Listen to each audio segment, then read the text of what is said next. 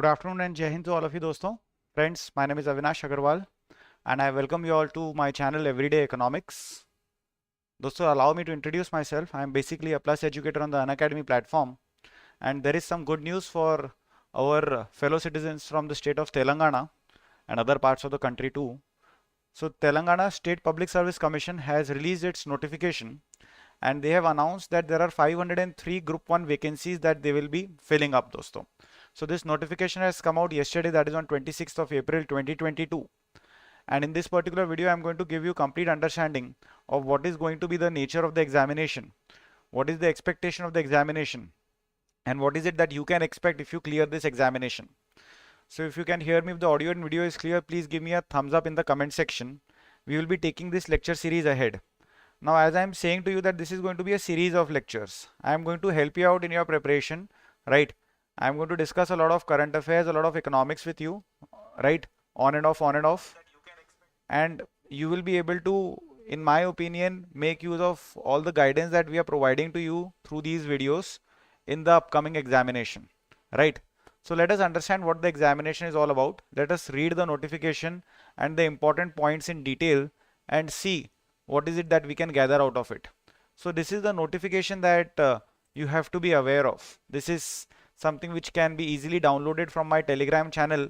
I will share this notification on my Telegram channel, and the link to my Telegram channel has been pinned in the comment section, right? You can join that Telegram channel, all of you, all the lectures that I do on YouTube, etc. So the relevant notification and the relevant documents are shared on my channel, dosto, right? So this online application will start from 2nd of May. So somewhere in the next week, you should start filling up this particular notification ka application. 2nd of May. You have been given approximately a month, right, to fill up the notification. Don't keep it pending. Do it ASAP if you are interested in this examination, right? Now you can see that there are a very good number of very prestigious posts that are available, and the age limit is also pretty relaxed, right? So there are like 42 vacancies for deputy collector. The base pay has been written. You can read it on your own, right? So you can see that the age is from 18 to 44, right? So if you are aged 18 as on 1st July 2022, maximum 44, you can appear for this examination, deputy collector, right? There are 91 posts for deputy superintendent of police, right? Category 2. Okay. So there are 91 posts. That is a huge amount of posts, dosto. If you compare these numbers with the civil services examination, these numbers don't look bad at all. The civil services examination that is conducted by UPSC, or you compare these numbers with any other state PCS examinations, these numbers look really good numbers. Commercial tax officer, regional transport officer, right? District panchayat officer, these are the various other posts that are available. District registrar, right? A good number of vacancies are available for municipal commissioner, municipal administrative services, 41 posts. A good number of posts are available for assistant excise superintendent. A lot of people get attracted towards this excise superintendent position for various reasons, right? So a good number of positions are available. So all in all, you will be able to see that 503 vacancies. 503 vacancies, a good number of assistant audit officers are also available, right? Mandal Parishad Development Officer for Panchayati Raj and Rural Development Services also available. So a good number of 503 positions are available. Of course, these vacancies have been divided, into various different categories. I'm looking at the overall number right now, right? So going ahead, probably we can discuss the breakup also if time permits. All right. Now, very important information that you need to keep in mind is that this objective type of paper, this preliminary objective type of a paper, it will be held in the month of July or August. They have not yet released pakka dates. They have not released firm dates so far, Abhijit, right? But the preliminary examination is expected in the month of July or August. So we are sitting in the month of, let us say, April is ending. So let us say we are sitting in May. So you have good May, you have good June, maybe half of July or maybe complete July for your preparation. You can easily prepare for this examination, right? Easily you can prepare for this examination, for the preliminary examination. The examination should not be very difficult if you are doing it with proper guidance, right? I do not expect the paper to be really challenging in any this thing, right? So this is the idea over here. And if you look at the written examination, there is going to be a mains examination, which is going to be like a descriptive kind of a paper, which will be held in the month of November, December, right? So let us say if the exam is happening in the month of August, so you'll have approximately 4 months. You'll have approximately 4 months between preliminary and the mains examination, right?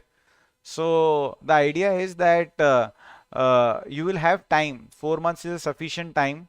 So even if you start preparing today, when you're watching this lecture, let us say that you start preparing for the preliminary examination only for the time being, that is fine. You know, that is really fine, because 4 months time is not going to be insufficient going ahead, right?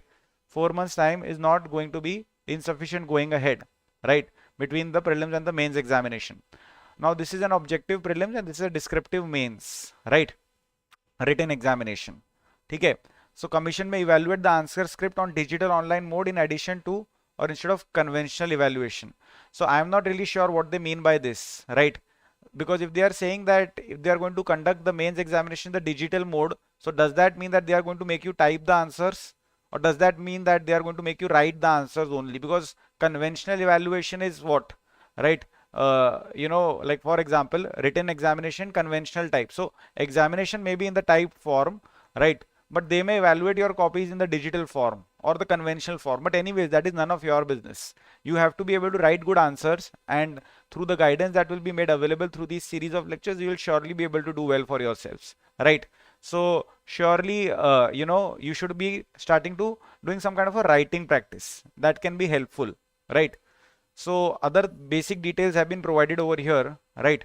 So educational qualification that they are asking for is that you should be SSC intermediate degree or post graduation, right? You should have a study or a bona fide residence certificate, right? Apart from that, if you are claiming any advantage under scheduled caste, scheduled tribe or backward classes, then you should have the relevant certificate. If you are claiming benefit under EWS reservation, you should have the relevant certificate. If you are claiming benefit under sports or physically handicapped reservation, again, you should have the necessary documentation to back your claims up, right? Now look at the educational qualification over here, right? Now you cannot apply for deputy collector ka post just with your, you know, SSC certificate or an intermediate certificate, right? You need a bachelor's degree, right? You need a bachelor's degree of any university in India, Central Act, Provincial Act, State Act. That is what the catch over here is. So don't think that if you are in the 12th standard, you know, you will start appearing for the deputy collector examination. You can. There's no problem. Nobody is stopping you. But the minimum qualification for deputy collector is that you should have a bachelor's degree. Similarly, for deputy superintendent of police, you should have a bachelor's degree, right? Apart from that, CTO के लिए, commercial tax officer के लिए also you can see the various qualifications. So please be of the opinion that, right, most of you all, when you all will be looking at this examination, I'm sure that you all will be looking at this post, right? So you should have the bachelor's degree in place. That is very, very important, right? And if you're looking at any other post, your RTOs or your DPS, so accordingly you can see. So you can mostly see that bachelor's degree, right? Degree of a university, right? Degree of Bachelor of Arts, Commerce, Science, Engineering, or something like that, right? Apart from that, again, you can see bachelor's degree. So mostly you will see that you need a bachelor's degree to be able to appear for this examination, right? So please keep that basic thought in mind that you should have a bachelor's degree, right? Now there is something which is special over here, that let us say that you are having a degree in commerce or economics or mathematics, okay? So this assistant treasury officer wala post can be of relevance to you, right? So keep that in mind as well, right? That there is something special over here because this is different. Commerce or economics or mathematics, so they are being very specific. So if you are interested in this ATO, AAO thing, right? Assistant lecturer in training college, etc., right? So if you look at the number of vacancies for ATO, AAO and all those things, right? So there are good 38 number of vacancies. So if you're having a special degree in economics or mathematics, right? So this is somewhere where it can actually be of use to you. So these are the basic things that you need to keep in mind regarding the number of qualification, the number of posts that are available and the qualification that is required. All right. Apart from that, they have given criteria for distance education and equivalent qualifications. Also, you can look at this on your own time, right? If I move ahead to something more relevant, something which is going to be of immediate consequence, right? Of course, everything is relevant, right? But if you're an ex-serviceman or if you're a Telangana state government employee, you'll get 5 years of age relaxation. If you're an ex-serviceman, 3 years if you are NCC who have worked as an instructor in NCC 3 years, SC ST backward classes, EWS 5 years, relaxation physically handicapped 10 years of relaxation will be permitted, right? So all the dates have been mentioned over here, right? All the details have been mentioned over here. Now coming to the important parts, right? What is the syllabus like? What is the syllabus like, and what is going to be the nature of the examination? Because that is where most of the candidates will find difficult. Eventually, you have to clear the examination to appear for the examination to actually get the post, right? So what is the examination going to be like? So that is something that has been explained over here in this part. All right, look at this part. Now this annexure 3, which is page number 20 of this notification, you can download the notification from my PDF, right? So you can see that the scheme of examination is saying that it is going to be an honors degree standard, right? So don't expect very difficult paper, don't expect very easy paper, dosto, right?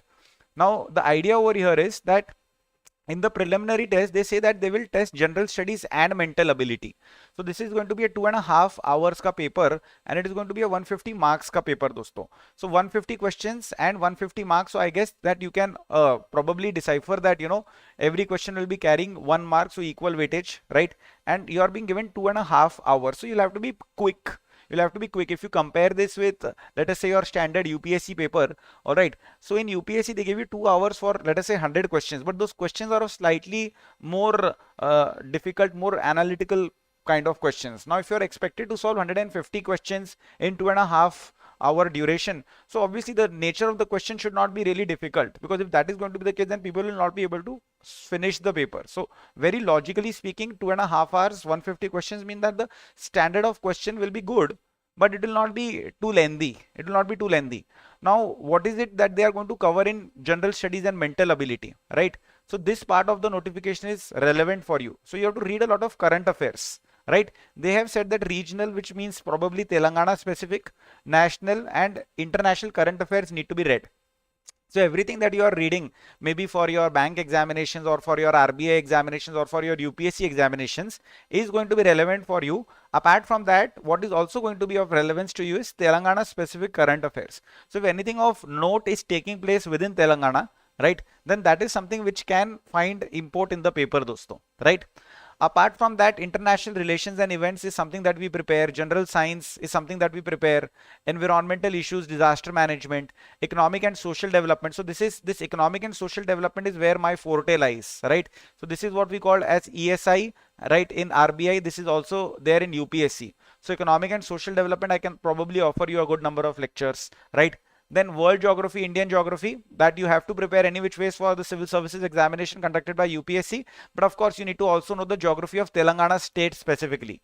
You need to know the history and cultural heritage of India, definitely. But whatever I have learned with interaction with Priyanka, right? So she has explained to me that history and culture of Telangana is also important, as you can see very clearly mentioned over here, that society, culture, heritage, art and literature of Telangana is important. So is the policies of Telangana state. That means the schemes of Telangana government should have relevance for you in the examination. Of course, you'll have to study Indian constitution and polity. You'll have to know what's happening in India so far as governance, etc. is concerned. But having focus upon Telangana's policies, upon its culture, upon its heritage, and maybe to a smaller extent its current affairs is going to be important, dosto. Keep that in mind, right? Social exclusion, etc. These issues are going to be covered in social development. These issues can be covered in social issues as well. So I'm not going to be too worried about this. But if I am having any idea, so in any examination, this component of social exclusion, it does carry some weightage. So you cannot really ignore this issue at all. You have to be knowing these issues, guys. You don't have the option of not knowing these issues, right? Logical reasoning, analytical ability, and data interpretation. Now, this is basically what your quant and reasoning is like. Your quant and reasoning in your CSAT paper, or your quant and reasoning in your bank and your RBI examination. So that component is going to be there. Now, they have not given any breakup that how many questions out of 150 are going to be for logical reasoning, right? But if I were on your side, then I would at least expect at least 20 to 30 questions from logical reasoning. Let us say 20 to 30 questions, give or take a few, should be expected from logical reasoning. Now, those questions will not be very challenging, please understand that those questions will not be very challenging. If you look at the kind of paper that the UPSC releases for the EPFO examination, so in that EPFO examination also logical reasoning is a part of your preliminary paper, and those logical reasoning questions, they are not really difficult questions, right? And it is possible to solve them very quickly.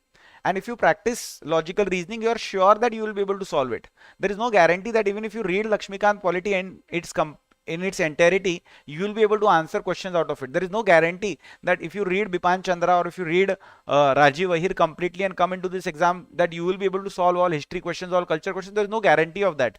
But there is a definite guarantee that if you prepare for logical reasoning well, then you can probably surely solve all the 20, 25, 30 questions that they may throw at you, right? So just take some kind of a guidance from the group 2 paper, right? The group 2 paper that is being done, right? Just take some kind of a guidance from there, that what are the kind of logical reasoning, analytical ability and data interpretation questions that they are asking over there. Maybe of a slightly difficult standard, is what they will throw at you in this particular examination. And with relevant practice, it is my considered opinion that you should be able to perform well. So those students who have an edge in this particular section of the examination, maintain that edge, and those who don't have it, develop it, because in every examination it is going to be of use to you. All right, now moving back, right? Once you clear the preliminary examination, so how many students will they call for the main examination? So if you look at any of these examinations as standard, so let us say if there are 1,000 vacancies in the civil services examination, so they call roughly 8,000, 9,000, or maybe 10,000, 11,000. So anywhere between, let us say, 10 to 12,000 people they invite for the written examination, mains examination, right? Now if that number is relevant, if that example remains relevant, and it should remain relevant, right?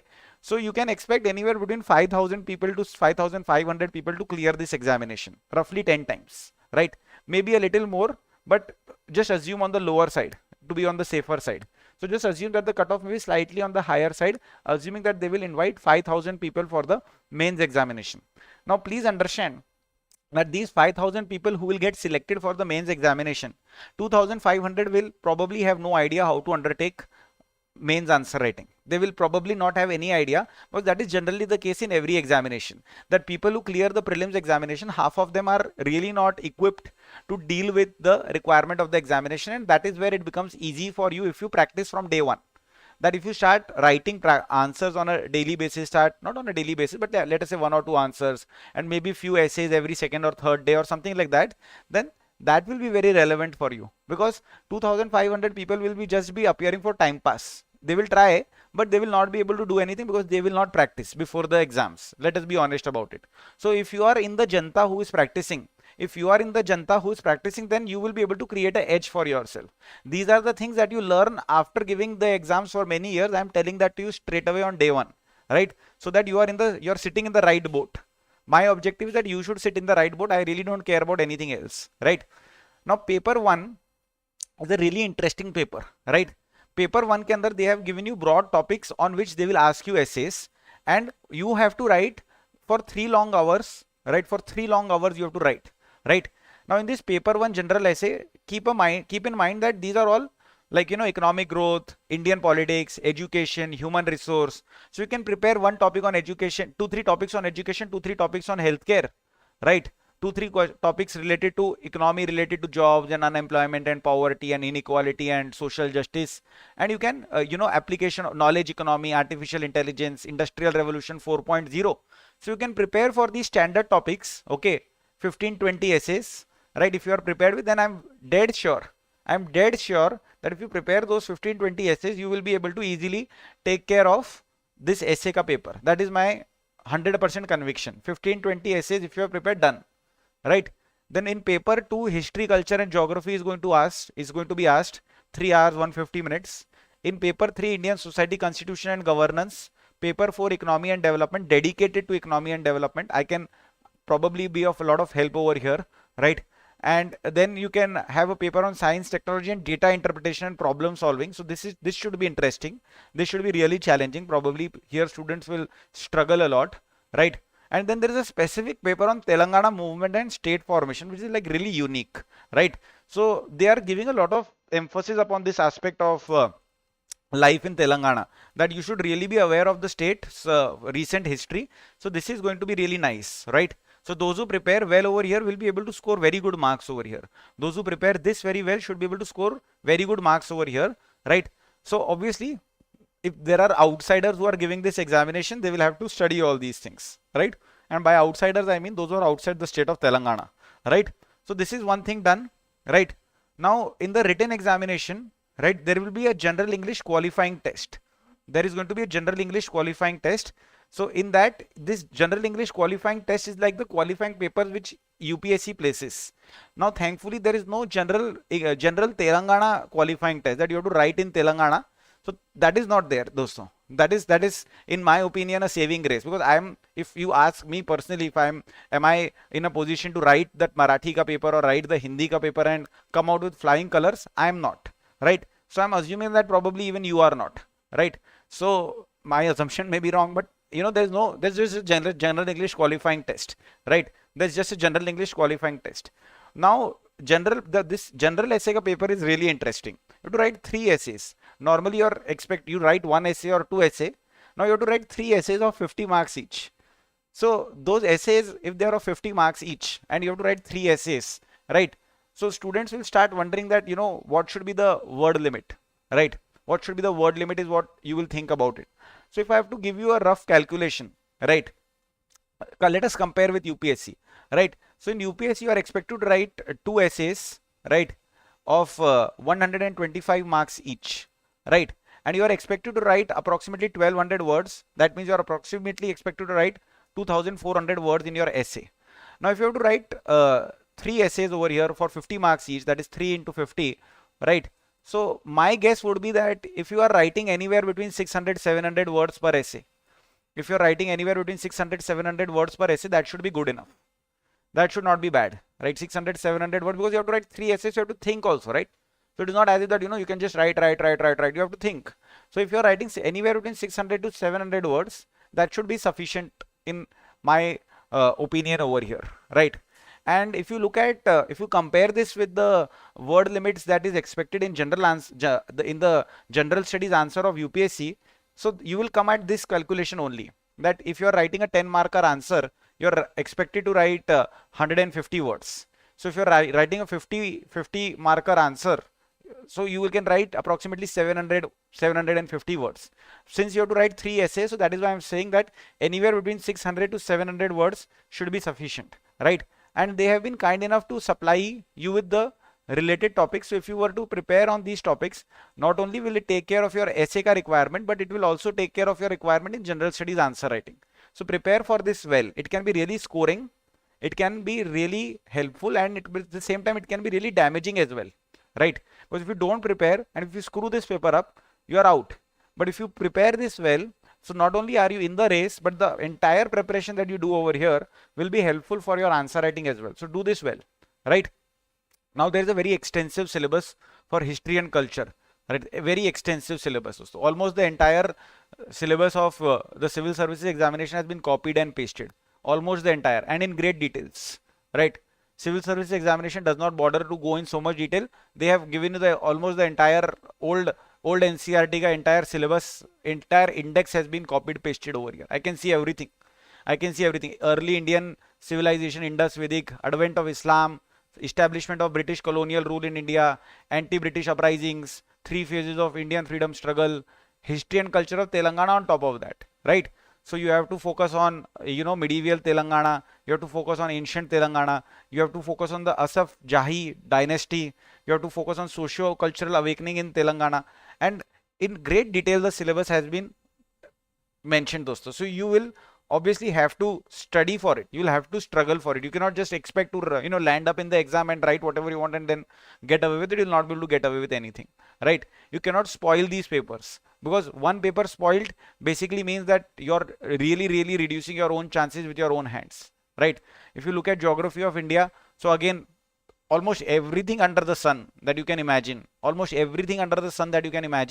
far as your civil services examination is concerned, has been mentioned over here. They have even mentioned, they've mentioned everything, like, they've even mentioned El Nino and La Nina. I mean, come on. I mean, even Even the civil services does not go into so much detail that they will write El Nino and La Nina in the syllabus. As you can see that El Nino and La Nina have also been written. So you'll have to prepare for it.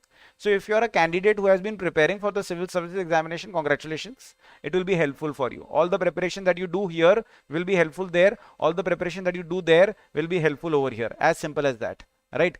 If you look at Indian society, again, you will see the same thing, right? You will see social exclusion, vulnerable groups, social issues, right? So all your NCERT ka preparation will be helpful. It will be directly helpful. So if you have gone through the NCERT courses, it will be very helpful. And on top of that, you need to sort of focus on this Vetti and Jogini and Devadasi system, which is like, major social issues in Telangana. You will have to look at social movements within Telangana also, right? And of course, the general things are there. Constitution ka entire political science ka syllabus has been picked up and pasted over here.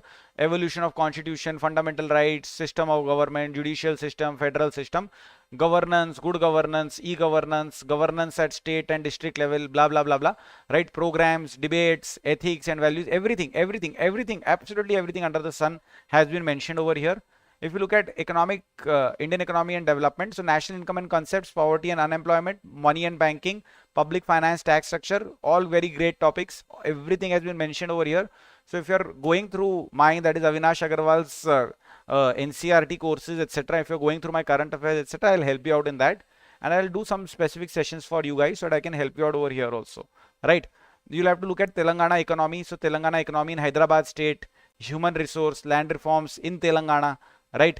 Agriculture and allied sectors, industry and service sector within Telangana, right? So industrial policy of Telangana, ICT policy of Telangana, right? So you have to be specific to a certain extent. You don't have to be very specific, right? But you have to be specific to a certain extent. Development and environmental problems, great details mein syllabus has been mentioned. Science and technology ka syllabus has been mentioned in great details. Again, you can see all these words: robotics, nanotechnology, space technology, right? All these are words that you see in energy resources. All these words you see in the civil service exam, they have been introduced over here, right? Crop sciences, biotechnology, food biotechnology, microbial infection. These are additional things that have been mentioned. You may or may not be able to prepare for everything, but you should know what is there in the syllabus. Data interpretation, data analysis, right? Tabular data, diagrammatic data, quantitative aptitude. So all the DI ka preparation, that you have done for various examinations will come in handy over here. And then there is this idea of Telangana. So historical background, entire detail, right? Hyderabad state in independent India, entire detail. Formation of Andhra Pradesh, entire detail. Violation of employment and service rules, entire detail. Formation of Telangana Praja Samiti and course of movement. Mobilization phase, court judgment, rise and spread of Naxalite movement, rise of regional parties, right? Liberalization, privatization, and quest for Telangana identity, intellectual discussion and debates. And then public awareness. So in great details, establishment of TRS in 2001, right? Role of political parties, TRS, Congress, BJP, TDP, MIM, cultural revivalism, parliamentary process. So in great detail, the syllabus has been fleshed out so that you are for sure aware that what are you expected to study. I think that these are the important things that you need to keep in mind. Again, if I have to just sum up everything that is of importance over here, right? So what is of importance over here is that this examination ka form needs to be filled up. This examination that there are 503 posts that you can appear for, right? That this entire examination ka jo preliminary examination will take place in the month of July, August, right? And you can get a lot of ideas from various group 2 papers that are available. And the written examination, main examination will take place in November, December, right? And if you start preparing diligently, in my opinion, there is a lot of good that you can do for yourself while appearing for this examination, because this is not going to distract you from the civil services ka examination ka quest. It is going to help you. It is going to nurture that preparation more, right? It will give you relevant examples. Like, how many times we have said that if you're writing the civil services examination, if you give local examples, if you give local background, if you talk about local issues, then your answer will stand apart. Your answer will stand apart. So if you are going full force into this preparation, it is my considered belief that it will be very helpful for the civil services examination. So there is going to be a mutually symbiotic kind of a relationship for UPSC and TSPSC aspirants, dosto. Keep that basic thing in mind, right? Do share your thoughts and comments in the comment section. Do join my Telegram channel. Let me know how I can help you, and I will help you, dosto, right? If you need anything, I am here for you. You can get in touch with me via my Telegram. With this, I'll bring this session to an end. Priyanka, thank you so much for all the help that you have provided so far to me, and Abhijit, thank you for joining in. Right. So we'll bring this session to an end, guys, over here. Thank you very much. All the very best, and Jai Hind, dosto. Take care, dosto. Bye bye.